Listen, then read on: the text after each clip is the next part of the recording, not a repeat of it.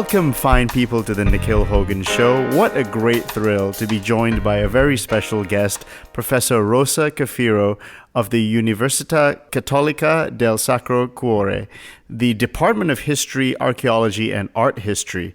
She is here to talk about her latest book, La didattica del Partimento, a collection of 9 essays revisited and adjourned for the digital era. Professor Cafiero, welcome to the show. Well, dear Nikhil, please, I've already been writing to you. Please just call me Rosa.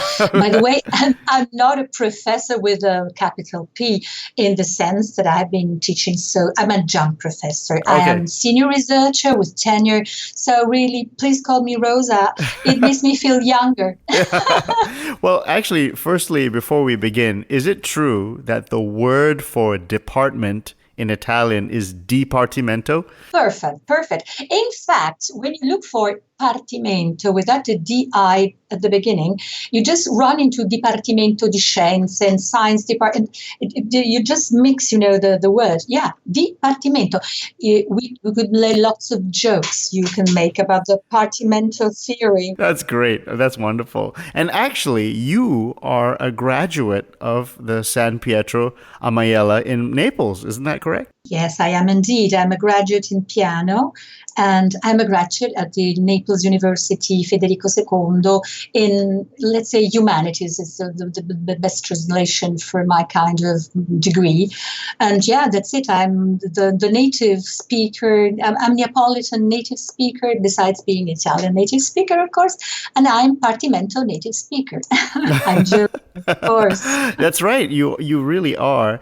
And can I ask, was the training that you received there, was it similar in any way to what a student in the 18th century would have received? Well, that's a wonderful question. As a matter of fact, it was not like that you would receive in the 18th century, more like second half of 19th century, I would say. In the book, I thank my teacher, my composition teacher, because I was trained in composition as well, Bruno Mazzotta. And he's the one I owe this curiosity about why I, together with my mates, were being taught in such, let's say, historical way, in the sense that we use regola dell'ottava, the règle de l'octave, and so many other things which were absolutely non-existent in other conservatories in Italy. So every time I met friends who, for instance, studies in Rome and Milan and Florence, in Venice, in Bologna, none of them could just stand the very old-fashioned way we were trained in Naples. So that's one of the points. That's why I started digging and trying to understand why is it so here. Well, that's interesting, because I remember when I interviewed Professor Sanguinetti, I asked him, is Partimento, did it become extinct? And I think he said something along the lines of it was kind of extinct.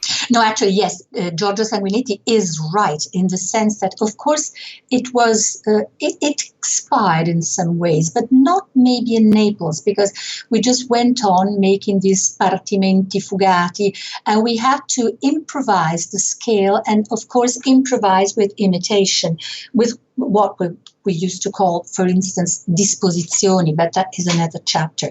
So it depends on where you were trained, actually, I suppose. Did you have to learn partimenti? No. The question is, we didn't do partimenti. No, not in that sense, because they didn't know, they didn't remember anymore what a partimento was in the 17th, 18th, and 19th century.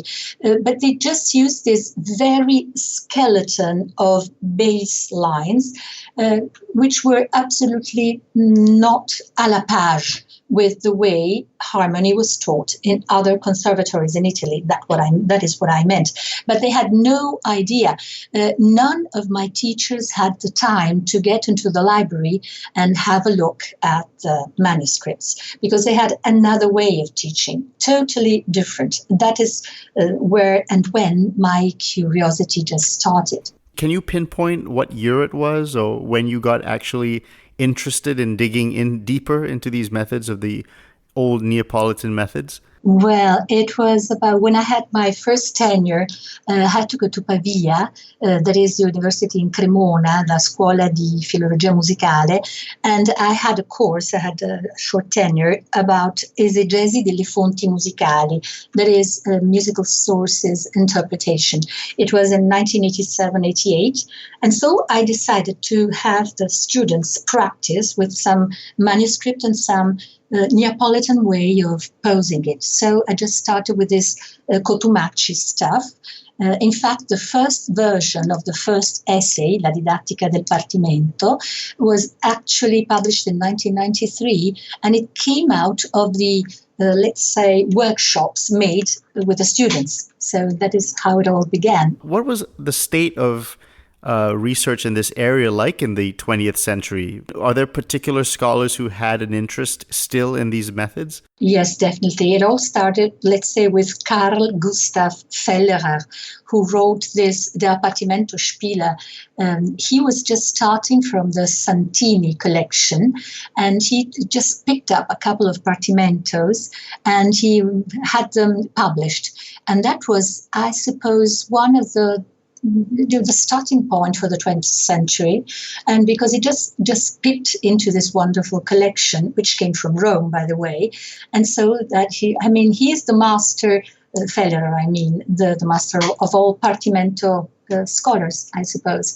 And then in the 80s we had Taral Borghir, for instance, who was writing about the history of harmony and who had a look at all those manuscripts, and then Friedrich Lippmann and very many others. Yeah, a couple of, they were just starting, my first was in 1993, which is just republished with lots of new things, because in the meantime, in the prefazione, in the introduction, Il Partimento come pratica discorsiva, I just say most of these essays were written in the pre-digital era. But now we are in the digital era, so many things have changed. And it's so easier to find things. And we have wonderful databases such as, the Vantur, Uppsala, Partimento, and Solfeggio, their database. So we really have so many things we can just find from our house and from our computer. Once you really had to go deep and to spend a lot of times in the archives. By the way, this history has to be rewritten once again, because since 2000, all the volumes of the documents of the old conservatories were finally put into a certain order. Since 2002, they are accessible, and they're accessible only one afternoon a week on Wednesdays from 3 p.m. to 6 p.m., thanks to this wonderful lady, my friend, Dr. Tomasina Boccia, who is the archivist. So if you really need and would like to feel how it is, you just have to write to her and go to Naples on Wednesdays. So at present, actually, only those who live in Naples are allowed to. Otherwise, you just spend a week from a Tuesday to a Thursday of the following week, of course. And so that's how it goes. But before then, all the documents were in a big mess. So apart from what do you mean? So like, first of all, how many documents were there? Thousands. Wow. I mean, all those I've been using for all my research are taken from the Archivio di Stato di Napoli, that is the state archive, which means it's the place where you had the copies of everything which was going on in other institutions, such as the schools, such as the conservatories. So since 2002, eventually, all this real material, which is materials and documents which allow us to write the story of the conservatories, are eventually available to consultation and to study. Before, they were just in a huge mess in a room in the library. Now they're at the second floor of the Conservatorio San Pietro Majella, and they're free to be, by the way, they have been investigated throughout, and there is a very good database which Tomasina Boccia has been texting and realizing. So that is so things have really changed since 1993, quite a good deal. have scholars looked through all the manuscripts and have they all been understood and cataloged and researched? Or are there still tons of manuscripts with lots of information that need to be looked into? Well, depending on what you're referring to, because scores, as far as you talk about scores, of course they are catalogued, but not all of them have been properly studied. For example, we still lack a proper study about watermarks, which will allow us to understand exactly, the derivation from one source to another, who owned that, who copied that, and in particular, where was the paper built and made, which is absolutely a very important thing. We still need to do that, and maybe that's the next generation stuff. Was paper expensive? Were these all written on paper? So even back in those days, these copies were quite precious. And are they mistake-free, or do you find mistakes in these copies? No, there may be mistakes, of course. Well, it depends. The students at the conservatory use the cartelle. Sometimes they use these sort of little boards made of leather, and after writing on that, they would just wash it out. So whatever were their exercises, we unfortunately know nothing more about it. Paper was very expensive, but students could start to learn how to write music through copying their friends' exercises, for example. And most of them became copyists for a lifetime. So it was really very, very expensive. So they just started not everything which was written and prepared was actually kept. Also because who would just keep his elementary school or first grade school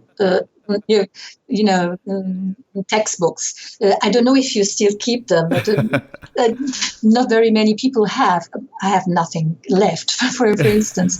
So the question is also this one. Why should somebody keep his own exercises? Of course, others keep because they need to understand what was the secret. And there starts the story. And there starts the story of collecting. And there starts the story of writing a history on things about how this magical way of composing was transmitted, basically orally, not always written. Let's go into the essays, and the first one in the part one talks about sulla fortuna. Does that mean luck? Yeah, in the sense of how many times, but not like in the fortuna in the Latin sense, in the sense of how famous, but how what kind of distribution and circulation this material had. Fortuna, but also luck, of course, in the very wide sense. Yeah. Right. And we're talking about Carlo Cotumacci. And so this is your first essay, 1993. How did you revise it with new information? I revised it, adding new manuscript, adding new parts to the textbook of the rules, which is the appendix, and defining some things, little mistakes, I have to confess, which I hadn't properly looked at when the first print came out. And moreover, I tried to go deeper into the fact that this manuscript, which is the main part, the focus of the essay, maybe arrived very, very late at the Conservatorio. I already wrote it in 93, but now I think it is not so more important to use it as a focus, because it was definitely not used by students. It was collected and then it arrived in the library very, very late in the 1870s. So many things have changed since then. But it's still very interesting because, there are some Pasquini stuff, but it has been studied properly, for instance, by Bob Jerdingen. So this manuscript has been studied quite a lot since 1993, luckily. Very quickly, Carlo Cotumacci, who is he and why is he important? What's his part in the history of this Neapolitan tradition? Well, it's very funny because Carlo Cotumacci was a sort of a perfect knower. I mean, when you read about the tradition, you just read about Leo, you read about Durante. When I was looking at documents concerning the reconstruction of the school, of the composition school by Giuseppe Sigismondo, that was in the 1810s, 1820s, all the teachers, the surviving teachers, the pupils of the big masters of the 18th century were asked to copy and deposit in the library archive all the materials of the teachers. And then in these documents, I read for the first time. So we have students of Leo, we have students of Durante, and we have students of Cotumacci. And so I started digging and asking myself, who was this Carlo Cotumacci? Why didn't anybody, even in the past kind of histories, talk about him? Of course, somebody talked about him, but not in a way as to put him on the same line as Leo and Cotumacci. Actually, Cotumacci was a pupil of Greco, so he went some deeper into what we would say a sort of halfway Leo and Durante tradition. It's as if he opened a third road, a third way, just to say, no, it's very fun, it's very interesting.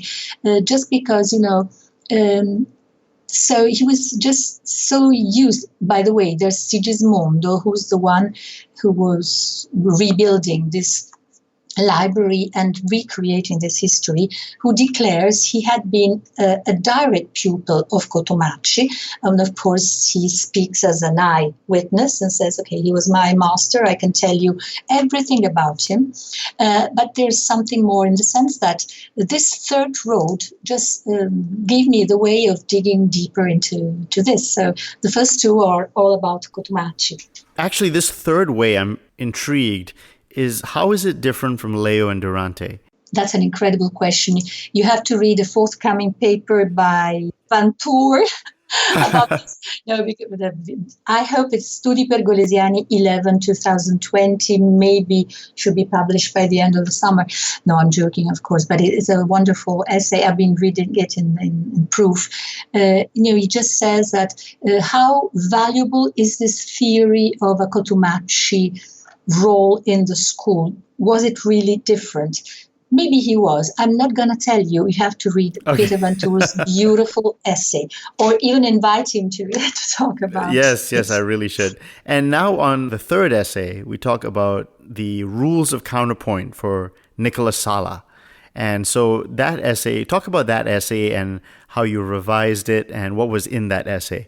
Well, in this essay, I just had to fix things and to focus on the fact that Berni, and by the way, I just forgot to say that Cotumacci was one of the musicians whom Charles Berni met in 1770 and who was described as a beautiful keyboard player, and he was described as being one who played in a very old-fashioned but very complicated way. So he was there, Berni noticed him, and Berni noticed as well the existence of these wonderful volumes, the printed rules of practical counterpoint by Nicola Sala, which were printed in 1794 by the Royal Stamperia, La Stamperia Reale, the royal printers by the Bourbons. And actually it was so intriguing and so interesting. No words, only practical text for fugues. And it was copied by Berni, who desperately wanted them to become a part of his collection. There's a very funny thing I found recently, that at a certain point he was starting copying these regole del contrappunto, whom Lord and Lady Bruce had lent him. So he copied and copied and copied, and these copies are at the British Library now. And at the end of the copy, he said, oh, well, at the end of it, Lord and Lady Bruce just told me, but it was a present, it's for you, why did you copy it? So we have both a copy in the handwriting of the wonderful Berni and the original. As a matter of fact, maybe the original was sold by his daughters they were bequeathed to the daughters. And that's it.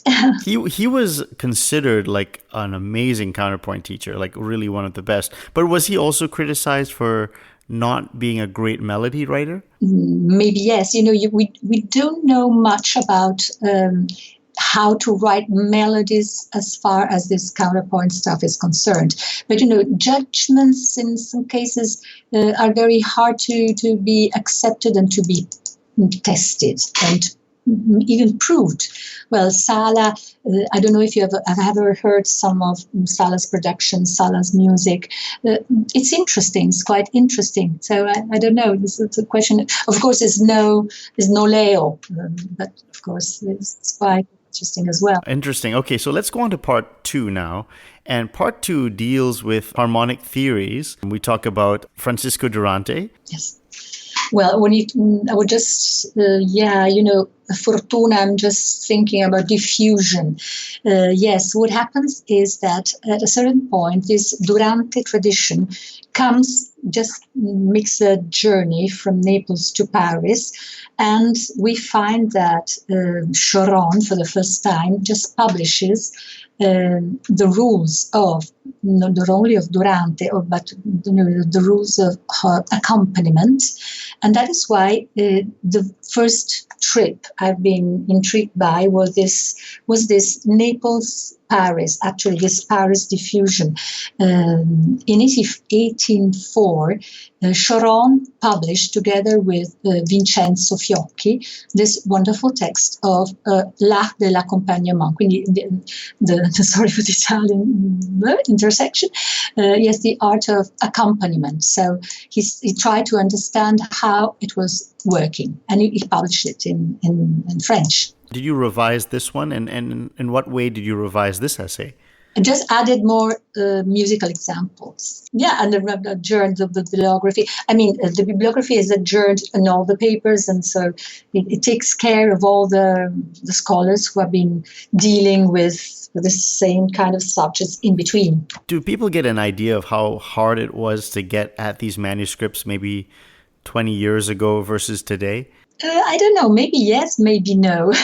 It's very difficult because at the beginning you couldn't just take digital pictures. Of course, you have to copy not by hand, but you have to take pictures in the ancient way. You have to develop these pictures. You have to take them, and sometimes they were not good. Sometimes you could try to make photocopies, but for instance, you couldn't photocopy prints which had been made before, let's say, 1830, for instance. There were some laws which prohibited the photocopying of this material. So it was really very, very, very difficult, even to have access to that. So you really had to, it was quite difficult. I still have the old photos, by the way. The other way was to have microfilms. But the microfilms were made in negative, in the sense that the white turned out black and vice versa. So you have to read these microfilms as if you were a James Bond, Secret Service. Yes. His Majesty's Secret Service inspector. And so you had to use this very huge Microsoft readers. But, you could really do that. That's how it was, Yeah, it is. I still have, You still have them. How many, can you tell how many you had to take? Thousands. That's astonishing. Yes. And they were very expensive, I can assure you. Wow, unbelievable. Now, let's go on to the second part, Essay 5, Music of a New Kind, Music Composed Without Rules, and you talk about Fenaroli between the 18th and 19th centuries. Some biography, the very short biography. I live in Bologna since 2002, so I've been studying a lot in Bologna's libraries. One of the best and most formidable of all is the one of the Accademia Filarmonica. The Accademia Filarmonica owns a lot of autographs. Among these autographs, I found these Fedele Fenaroli's letters to his pupil Marco Santucci. So I published them, and that is what this quotation mark is. La musica è di nuova specie. This music is of a new kind. They just compose without rules, is what he says. He was very angry, just writing to his Marco Santucci pupil. Fenaroli just tries to describe what is happening in Naples at the end of the 18th century, at the beginning of the 19th. I mean, the latest letter is about 1813. Fenaroli dies in 1816. And so he just says what has happened in Naples when the only conservatory was kept alive, I mean, the Real Collegio, and he describes what is being taught there later. So he writes to his student, who's now in Lucca or in Camaiore, because he became a Kapellmeister, and so he just narrates what happens in Naples, and in between he narrates that Emanuele Mbimbo is organizing the new version, the new edition in Paris. So essay 5 and 6 are absolutely linked one to the other. Yes, and did he complain that there were mistakes in the publication? Yeah. Exactly, yes.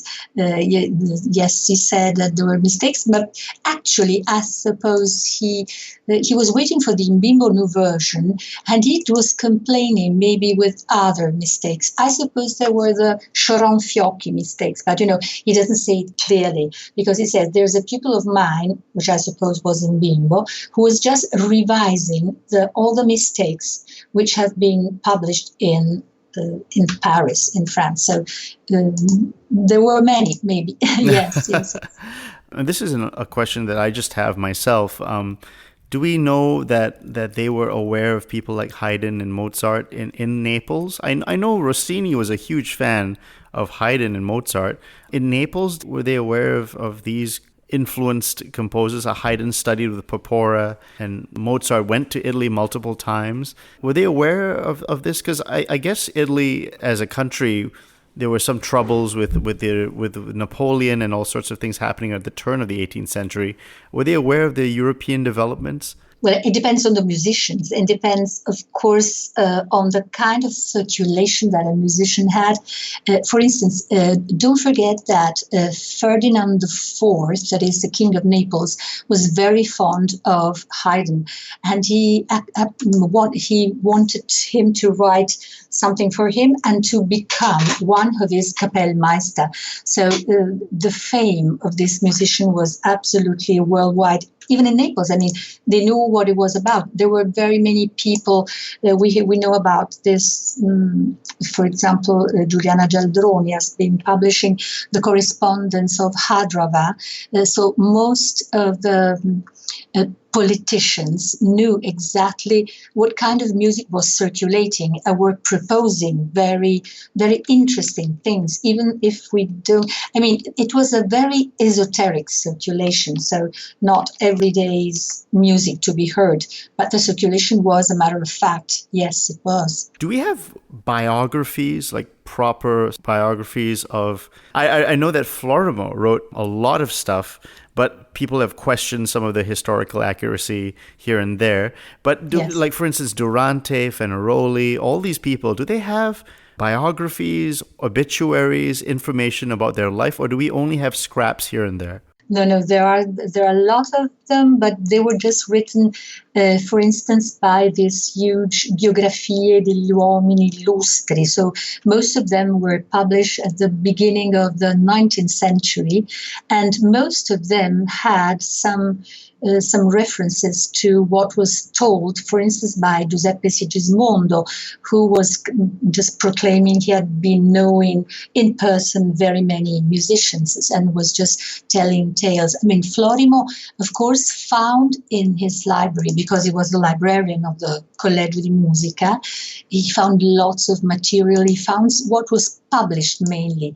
There are not, of course, we don't find handwritten testimonies, of autobiographies, unfortunately.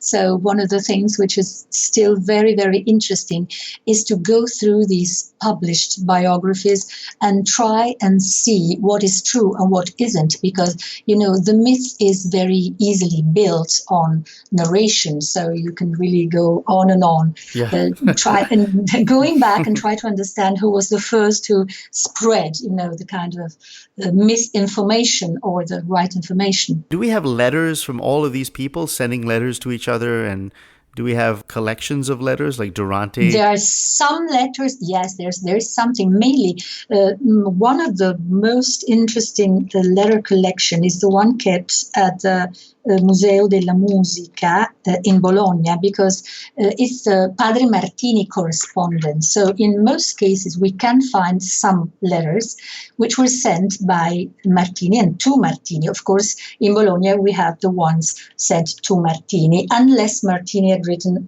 some sort of a copybook of letters, but they're very, very few. So, for instance, one of the Fenaroli letters is in the Museo della Musica, not only to make up this correspondence, you really have to go through libraries all over, in some cases Europe, but also because in some cases these letters became very interesting objects for collectors. So they would be sold at a very expensive price, of course, I suppose. So in most cases, you just wonder, but how is this letter in Berlin? How is it in Vienna? How did it happen to go there? Because in some cases they were just sold, or just they become part of a collection. It just depends on what kind of destiny this materials have. Exactly like the scores of Partimento stuff. Let's go on to Essay 6, which you said was connected to Essay 5, Emmanuel Imbimbo, and we're talking about Paris now. Yes, we're talking about Paris because Imbimbo was a refugee after the Neapolitan Revolution in 1799, which was the Neapolitan correspondent, let's say, 10 years later of the French Revolution. So many of the intellectuals had to flee, had to escape. So Imbimbo was among them. And this young man was the one who published the first complete edition of Fedele Fenaroli rules. And question is, even if you had these rules printed, because Fenaroli printed them at his own expense in 1775 in Naples, problem was that you had no musical examples, because the examples were manuscript, and at the end, even Fenaroli just writes in the prints, you can buy these exercises if you go to Mr. Copyist, Mr. Iannoni, or Mr. Hogan, who lives on the first floor in this, and they give That's hilarious. Yes, it is. Not for Partimento scholars, unfortunately. No, I'm joking. Because all this material, of course, was available, but it was handwritten. So that's a problem. We find lots of printed material, but only the rules, the words, the texts. The examples have been circulating in a handwritten version. So Imbimbo was the first one who just thought, I have to make money. It's very hard to be a musician, even though an Italian musician in Paris.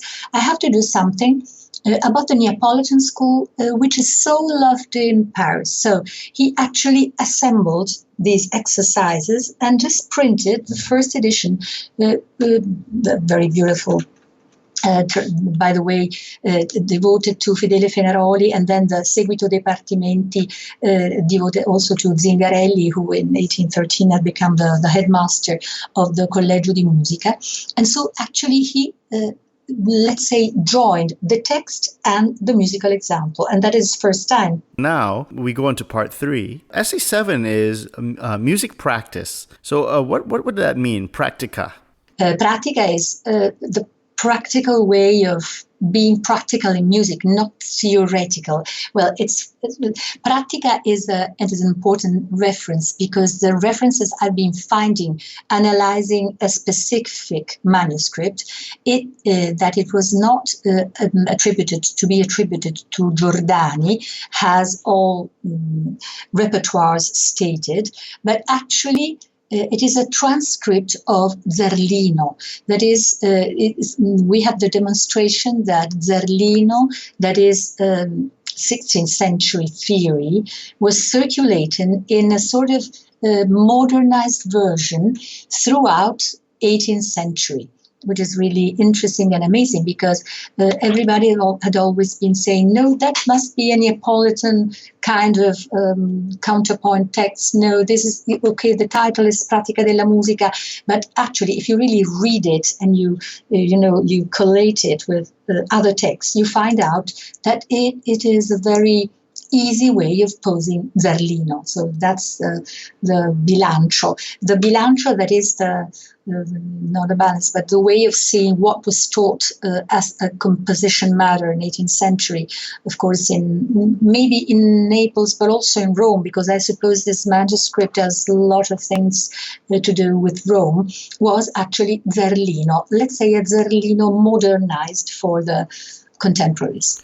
Right, and Zerlino was a theorist, but this is practical music. Yeah, but the amazing thing is that, of course, Pratica della Musica is something which you find wherever you have huge theoretician, because, of course, who wants to be only theoretical?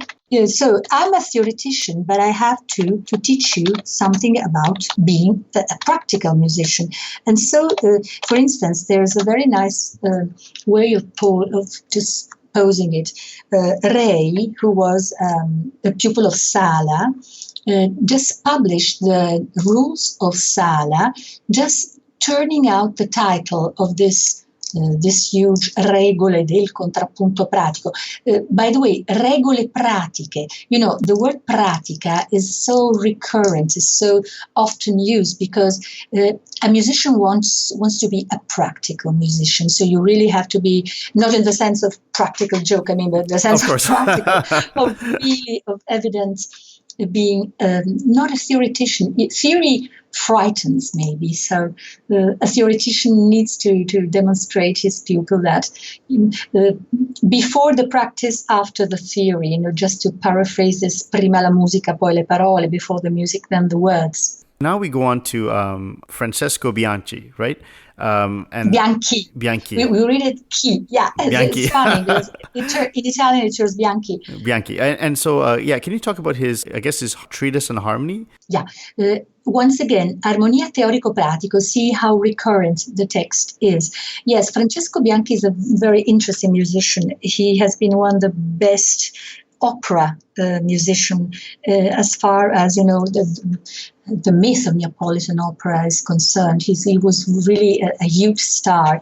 This trattato is kept in London just because he died.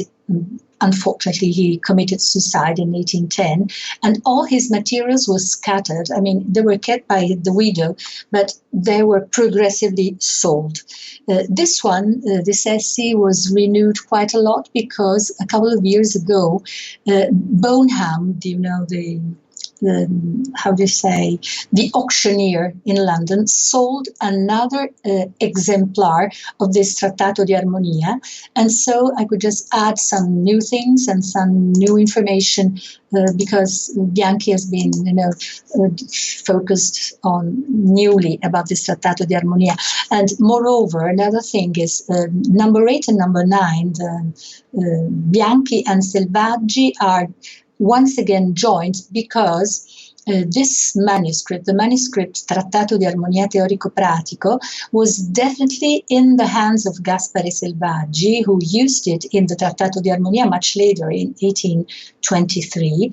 And actually it was circulating even in the hands of Imbimbo. So we go back to essay number 6, because Imbimbo, in his introductory notes, in particular of the Seguito dei Partimenti, just says that he had been having a look at a certain precious manuscript by Signor Francesco Bianchi, which I suppose was, of course, a part of this Trattato di Armonia.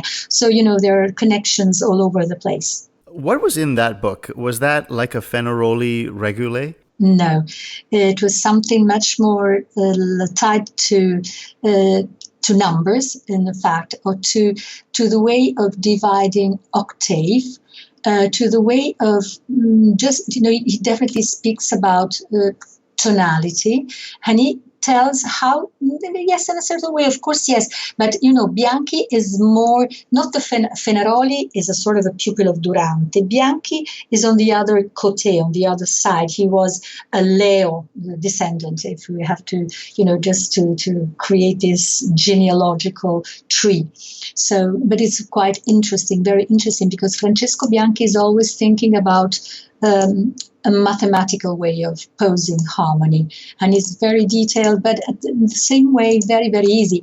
A new thing which came out, for instance, is that Francesco Bianchi was teaching very young children when he was in London, let's say maybe in 1801, 1802, there are letters.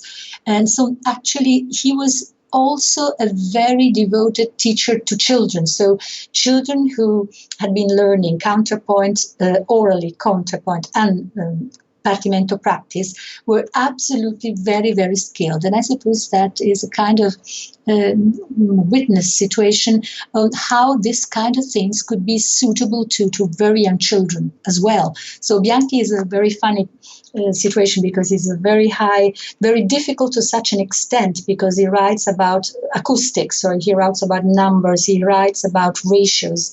The published things of Bianchi are quite difficult to interpret it to a certain extent.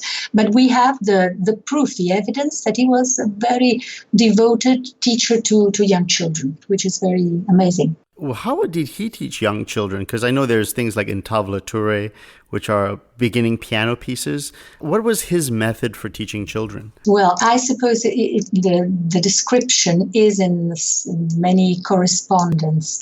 And so he was just making them practice even counterpoint on the keyboard. I see. And is that much like the Neapolitan method, cadences, the scale, and that sort of thing? I suppose they are, but I just suppose. Yes.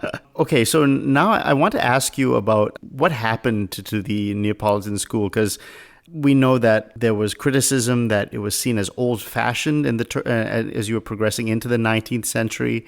Why were people so down on the Neapolitan Conservatory? Were they not modern? Were they not up to speed with the latest music? That's a beautiful question, because if you read Fétis, of course, if you read what Fétis says about Zingarelli, of course, he writes, c'était un événement funeste. It was a deadly happening, having Zingarelli as a director. But we have to remember, for instance, that Zingarelli had been one of the most fashionable opera musicians in Milan, for instance, in Naples and Rome.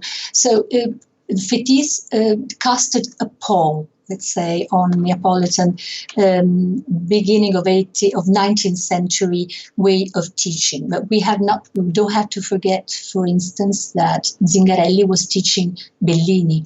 Zingarelli was teaching, of course, the alla page musicians. Of course, when Rossini arrives in Naples, and the Neapolitan years of Rossini go from 1815 to 1822, which is a very interesting period to understand how the teaching of counterpoint and Partimento and harmony at the Collegio di Musica turns out to be.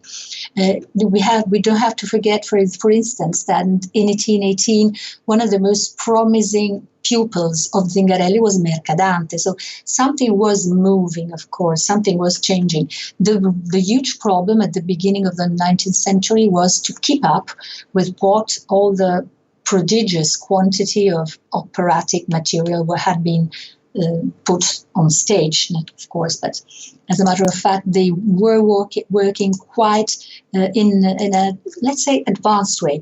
We really have to dig into that, and there are some PhD masters theses at the moment going on about understanding how Zingarelli was writing harmony exercise, and in particular solfeggio, because the secret was there. He was a very talented musician, and he taught very talented musicians. So there are scholars who are trying to understand that right now. These methods, they're still very powerful. So, and I think a lot of people are disappointed in the musical education of the 20th century, where we're dealing with a lot of vertical harmony, Roman numerals, harmonic functions. This is a real breath of fresh air, and I would say a more compelling way to learn music. Well, I was just thinking when you just said the vertical harmony, the question is that even if you have a look of how pupils in the Neapolitan Conservatorio make the realization of this exercises. Let's not call them partimenti, let's call them bases, which is quite easier.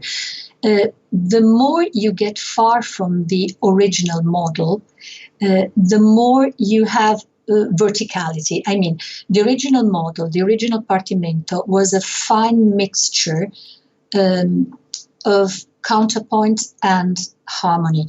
The children weren't really thinking of dividing them.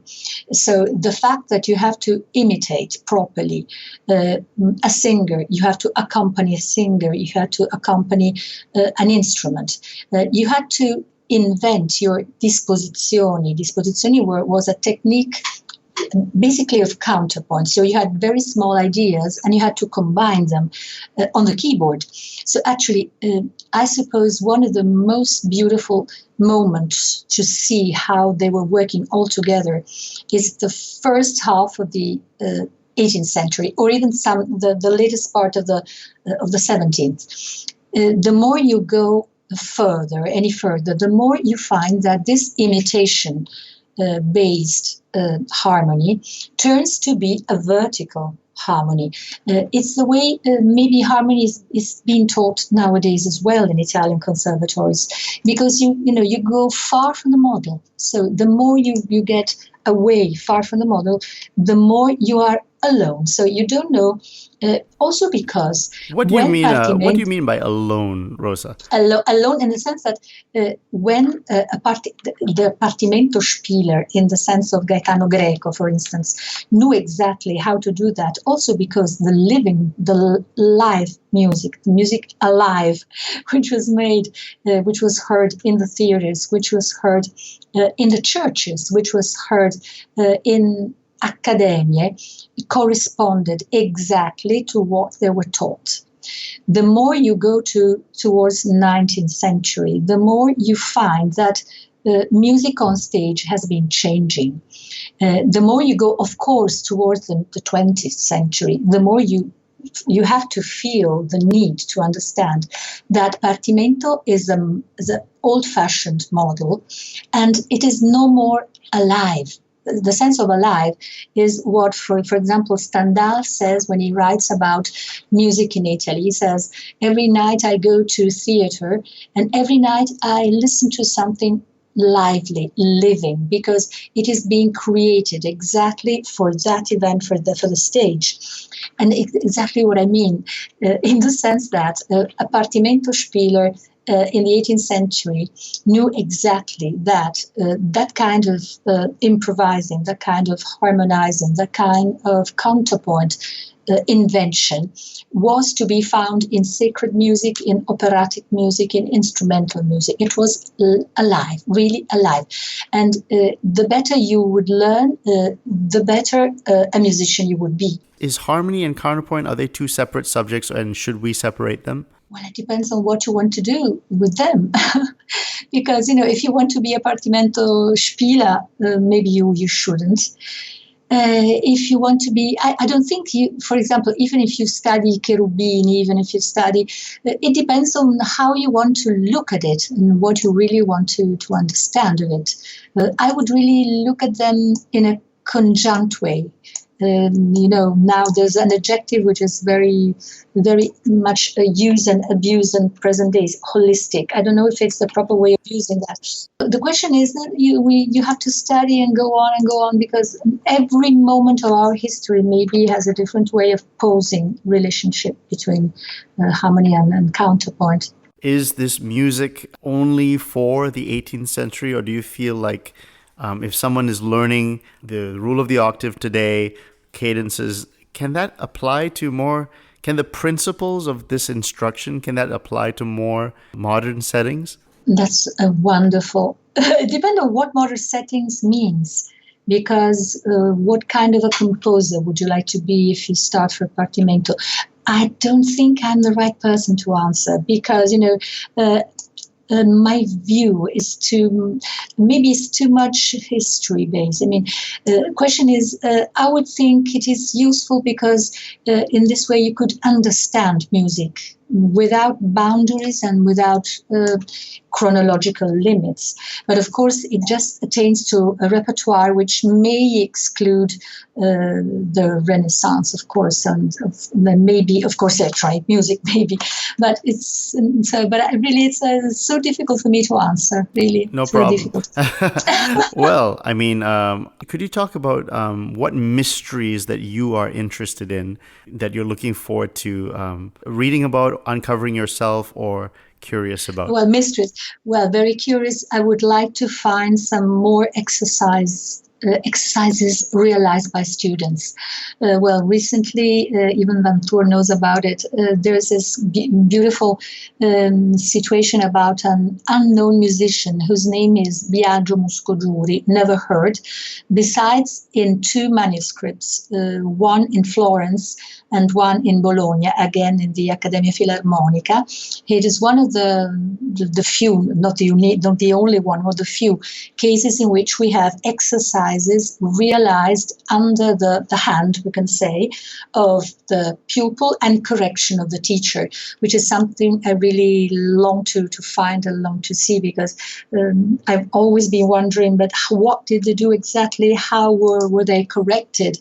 And in which way would the teacher just describe and the error? The theory of mistake is one of the most interesting theories in general. Even when you learn a language, when you learn maths, it's important to understand where the pupil fails and why he fails, and what if a failure gives you something, a new theorem you don't know.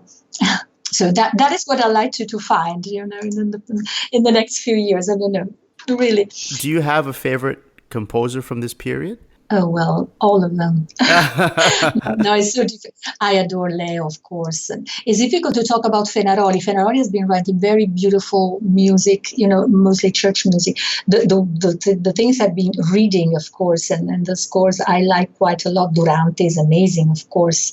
No, they're all, it's a nice group. It's a nice band. It's a nice team. It's so difficult to choose, among flowers. I mean, they're so interesting, so interesting. And for instance, even there's a scholar who plays a lot but doesn't write much, unfortunately, who is a Leo scholar, who says that he just believes that most of these partimentos were taken from Leo's sacred operas, and they were just parti cavate. They were taken out because students would need to improve, and that was a beautiful thing. So in most cases, maybe we don't have original partimentos. Maybe we still have no clues because we haven't been studying properly sacred music of the period. There's so much to do yet. So we just know, the surface of the iceberg. We have to go deeper and deeper and deeper and try to understand exactly what part of the composition could become a subject to use for a student to improve a technique. And so there's so much to do for lots and lots of generations. And my final question is, what's your reaction to the really incredible interest in Partimento and solfeggio? I'm amazed. Simply amazed. That's it. And it's beautiful. Can you see a big difference for your first article in 1993 and today? In which sense? In the panorama? In popularity, yeah. Oh, well, of course. By then, nobody would just give a cent to that work. I mean, because I did, but what the hell have you found? What is this boring thing? And what do you just go on? No, nobody told me actually this, but they were thinking it. No. They were thinking it. Well, I mean, I would imagine there was skepticism, and obviously classical improvisation was not something that many people did. So do you find that among colleagues and peers, there's more renewed interest in this field? Yes, I think so. I hope so. And there's so much to do. I mean, the beautiful thing is that everybody just feels free to use a different lens. I mean, everybody has to look at partimento and partimento is just a very tiny part of the compositional skill. So you really, maybe in this, the holistic help maybe be useful in the sense that we need to always to have a look at the overall situation. I mean, the Partimento was written maybe to join the chant, to join the singing line. And a singing line couldn't live without a bass. So you really have to think and to change dresses and to wear the dresses of the scholars and the students in the conservatoires or even in private tuition, because there's something which we still are missing, the private tuition, because in most archives, and I think we're going to find some more and more things of noble learning composition, just as a lark, just as a joke, but with very, very important and talented musicians. So there's so much to do.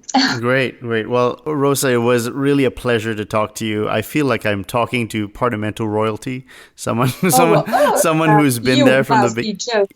No, actually, someone who's been there from the beginning and also really contributed so much to this research. And I thank you for everything. And because I thank you. In Naples, we use an expression, onore e piacere. In a very quick translation, it is honor and pleasure, in the sense that I'm honored and the pleasure is really that's a great expression. No, that's a great expression. Yes, honor and pleasure is quite a nice one. So, thank you, Nikhil, for devoting me your time, and really thank you for hosting me. It was really an honor and a pleasure. Well, when the book is published, and let's come on again and let's keep going, because it is published. Oh, it is published. Is the English version coming out? Well, it depends on English publishers or American publishers. We have to see. I don't know. Well, I'm not a chauvinist, absolutely, because I've been trained to English since I was 9, and to French and German and some other languages. But the fact is that I love Italian, and I think that there are some concepts that have to be expressed in mother tongue, and I really do believe. Because even when you read, all these notebooks by Neapolitan musicians, you have to feel and to go deep into the very curious and funny, and in some cases illiterate expressions they were using, and you may be amazed by that. So then the other languages come after. Okay, Rosa, it was a great honor. Thank you so much, and I hope to talk to you soon. Again, and bye-bye. I hope to see you in the flesh. Why not?